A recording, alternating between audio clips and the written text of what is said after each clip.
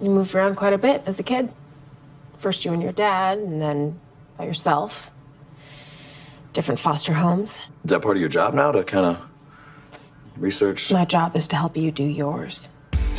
I feel chemistry here. Jordana Brewster plays Dr. Maureen Cahill, a no-nonsense police psychologist and hostage negotiator on Fox's Lethal Weapon. Welcome, Jordana. Hi, Jordana. We had Dwayne and Clade on recently. They're so funny.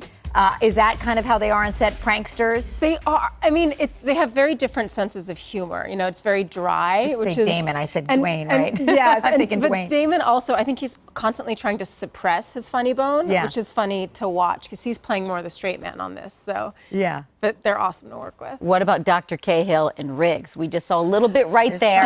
I feel you're really trying to help him this season. I really am, and I think I love working with him because he's such a challenging nut to crack. But I know that deep down he's a really good guy. So I love our scenes together.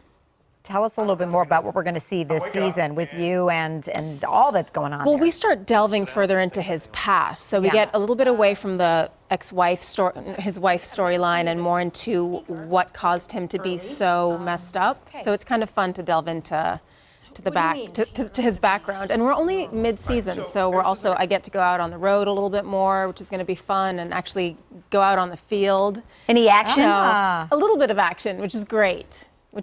So I keep campaigning for more action. Keisha and I do. You're like, get us out there. Yeah, get us the stunts. Use the girls. This week, I've got Dwayne Johnson on the mind because Fast and the Furious coming back also, and we hear that you're going to be a part of this. Vin Diesel made the announcement. You're going to be back for the 9th installment. Yes, I played Mia for so many years, and it's such a huge part of my career. So I'm so happy to be back playing Mia.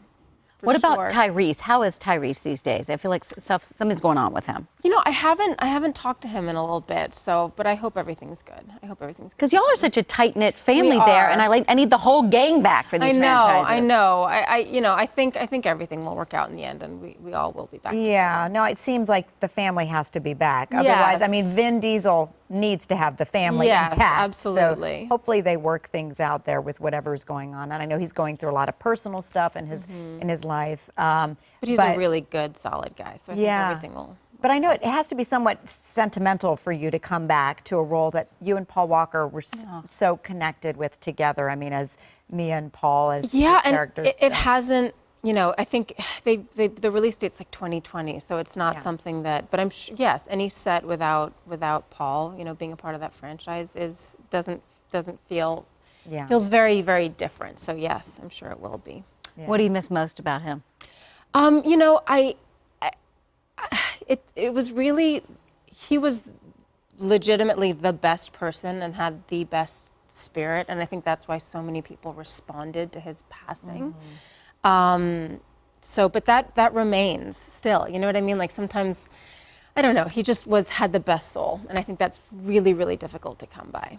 Oh, well, you are a mom of 2, very busy. You've got your 4-year-old and 17-month-old? 17-month-old. Holy cow. We saw you Halloween trick-or-treating with the kids. They were really fun. Julian was like 6 different things, which was very funny. He couldn't make up his mind. And I was an enabler. I was like, oh, you want what? Okay. And then I just kept going on Amazon. And then I was like, what am I doing? This is really bad parenting on my part. It makes it so easy. You can now just do switch where you just do buy it. It's not even like a click. It's just one swipe. It's really bad. So what were his costumes?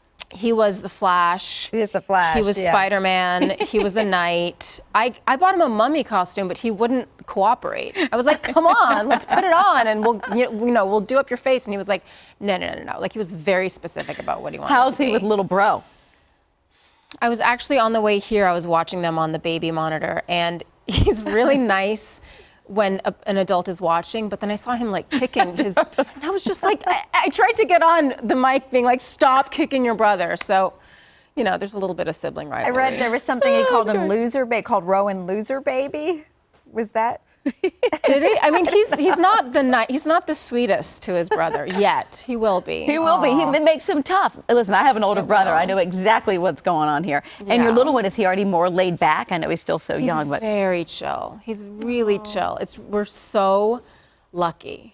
I feel like Julian's takes after me and Rowan takes after Andrew, thank God.